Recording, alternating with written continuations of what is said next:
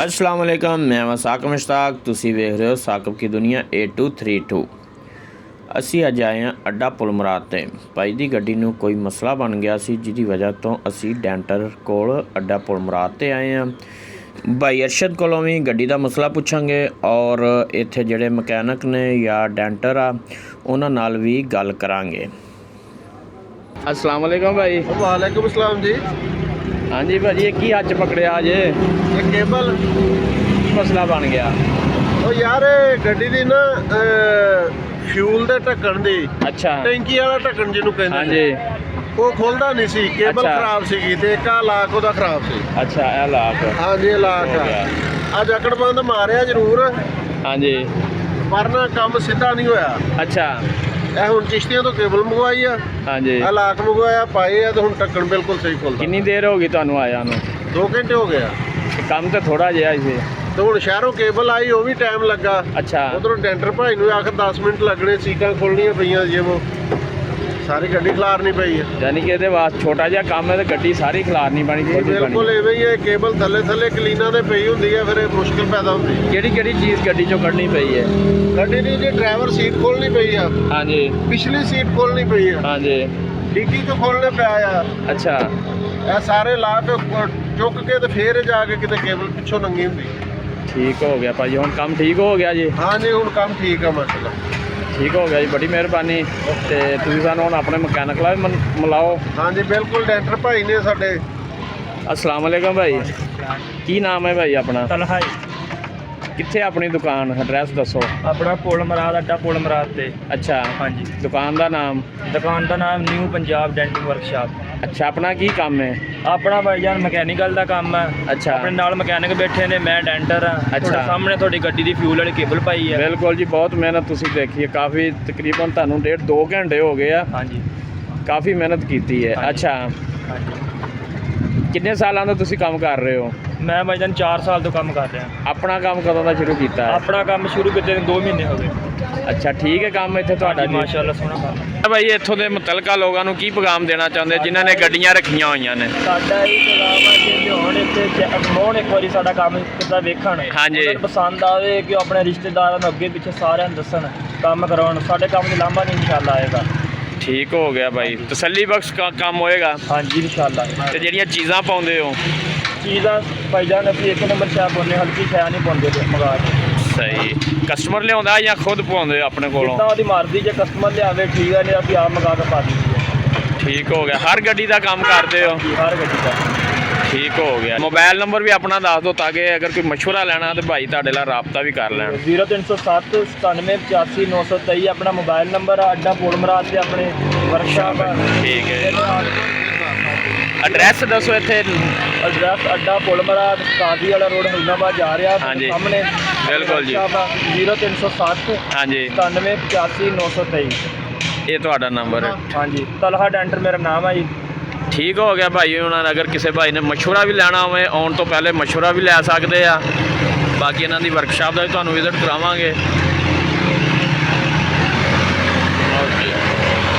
ਭਾਈ ਉਹਨਾਂ ਨੇ ਮਾਸ਼ਾਅੱਲਾ ਕਾਫੀ ਗੱਡੀਆਂ ਖੋਲੀਆਂ ਹੋਈਆਂ ਨੇ ਜਿਹੜੀਆਂ ਕਿ ਰਿਪੇਅਰ ਕਰ ਰਹੇ ਨੇ।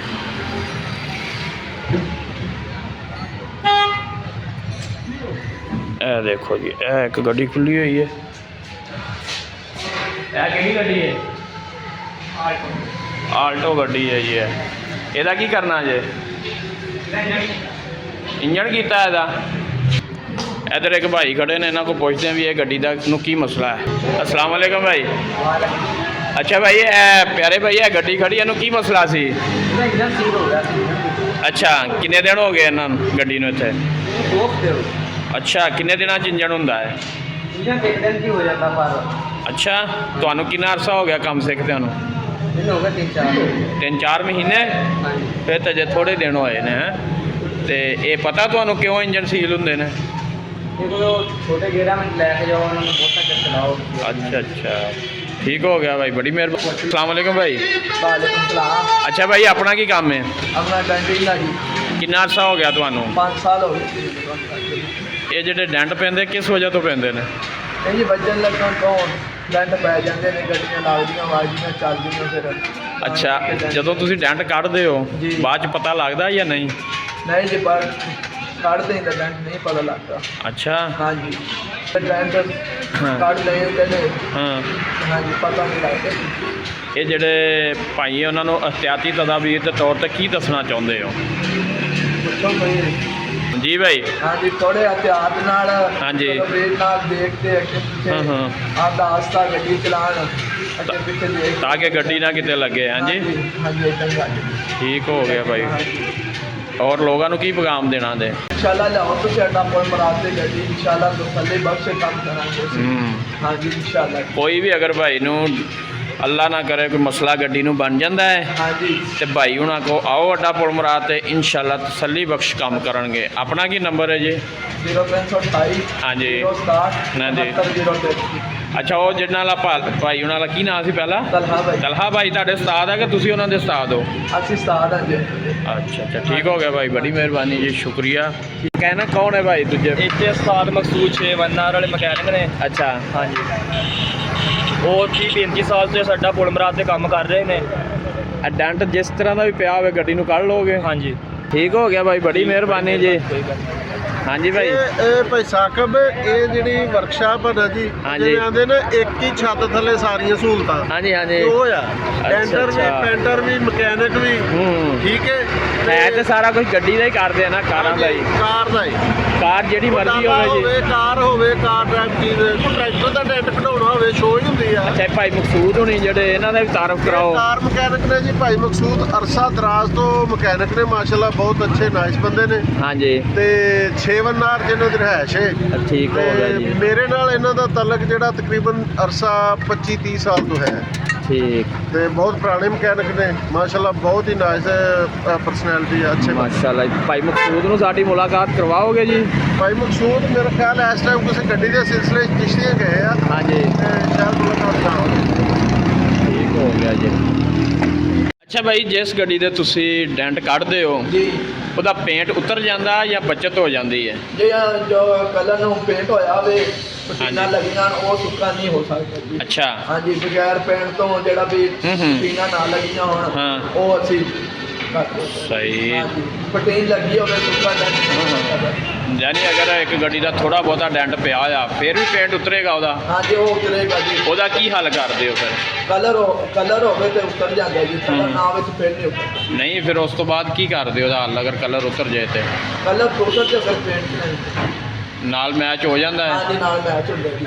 ਠੀਕ ਹੋ ਗਿਆ ਜੀ ਠੀਕ ਹੋ ਗਿਆ ਜੀ ਸ਼ੁਕਰੀਆ। ਅੱਛਾ ਭਾਈ ਅਰਸ਼ਦ ਭਾਈ ਉਹਨਾਂ ਨੇ ਕੰਮ ਕਰਤਾ ਕਾਫੀ ਦੇਰ ਹੋ ਗਈ, ਤੁਸੀਂ ਹੁਣ ਮੁਤਮਨ ਇਹਨਾਂ ਦੇ ਕੰਮ ਤੋਂ? ਬਿਲਕੁਲ ਛੋਟਾ ਮਾਸ਼ਾਅੱਲਾ ਅੱਛਾ ਸ਼ੁਗਰ ਜਿਹੜੇ ਵੀ ਉਸਤਾਦ ਦਾ ਸਾਬਤ ਹੋਇਆ ਹਾਂਜੀ ਬੱਚਾ, ਹਾਂਜੀ ਇਹ ਬੱਚਾ ਕੰਮ ਸਹੀ ਦਿਲ ਲੱਗੀ ਨਾ ਕਰਦਾ ਬਿਲਕੁਲ ਜੀ ਮਾਸ਼ਾਅੱਲਾ ਉਹ ਤਾਂ ਦੇਖ ਰਹੇ ਹਾਂ ਜੀ। ਇਹਨੇ ਬਹੁਤ ਬੜੀ ਕਾਮਯਾਬੀ ਦਾ ਹਿੱਸਾ ਬਣੀ ਬਿਲਕੁਲ ਜੀ ਕਿਉਂਕਿ ਬਿਲਕੁਲ ਜੀ ਬੱਚਾ ਕੰਮ ਸਹੀ ਕਰਦਾ ਪਿਆ ਹਾਂਜੀ। ਔਰ ਦਿਲ ਲੱਗੀ ਨਾ ਕੰਮ ਹੁੰਦਾ ਦਿਲ ਨਾ ਕਰਨ ਦਾ। ਅੱਛਾ ਭਾਈ ਅਰਸ਼ਦ ਤੁਸੀਂ ਹੋਰ ਗੱਲ ਨਹੀਂ ਵੇਖੀ ਵੀ ਸਪੀਡ ਵੀ ਹੈ, ਸਪੀਡ ਦਾ ਵੀ ਕੰਮ ਕਰ ਰਿਹਾ ਜੀ। ਫੇਰ ਹੀ ਕੰਮ ਹੁੰਦਾ ਨਾ। ਹਾਂਜੀ ਕਾਰੀਗਰ ਦਾ ਇੱਥੋਂ ਹੀ ਪਤਾ ਲੱਗ ਜਾਂਦਾ ਨਾ ਜੀ ਬਿਲਕੁਲ ਬਿਲਕੁਲ ਵੀ ਉਹ ਸਪੀਡ ਦਾ ਵੀ ਕੰਮ ਕਰ ਰਿਹਾ ਤੇ ਕੰਮ ਵੀ ਸੋਹਣਾ ਕਰ ਰਿਹਾ ਜੀ। ਹਾਂਜੀ ਨੇ ਮਾਸ਼ਾਅੱਲਾ ਬੱਚਾ ਕੰਮ ਕਰ ਰਿਹਾ। ਆ ਵੇਖੋ ਜੀ 5 ਮਿੰਟ ਦੇ ਵਿੱਚ ਟੋਟਲ ਸੀਟਾਂ ਵੀ ਲਾਤੀਆਂ ਤੇ ਜਿਹੜੇ ਉਹ ਦੂਸਰੀਆਂ ਚੀਜ਼ਾਂ ਕਿਹੜੀਆਂ ਲਾਈਆਂ ਸੀ ਉਹਨਾਂ ਨੂੰ ਕੀ ਕਹਿੰਦੇ? ਪੱਟੀਆਂ ਜਿੰਨੀਆਂ ਪੱਟੀਆਂ ਵਗੈਰਾ ਸੀ ਸਾਰੀਆਂ ਉਹਨਾਂ ਨੇ ਨਾ ਫਿੱਟ ਕਰ ਦਿੱਤੀਆਂ ਨੇ।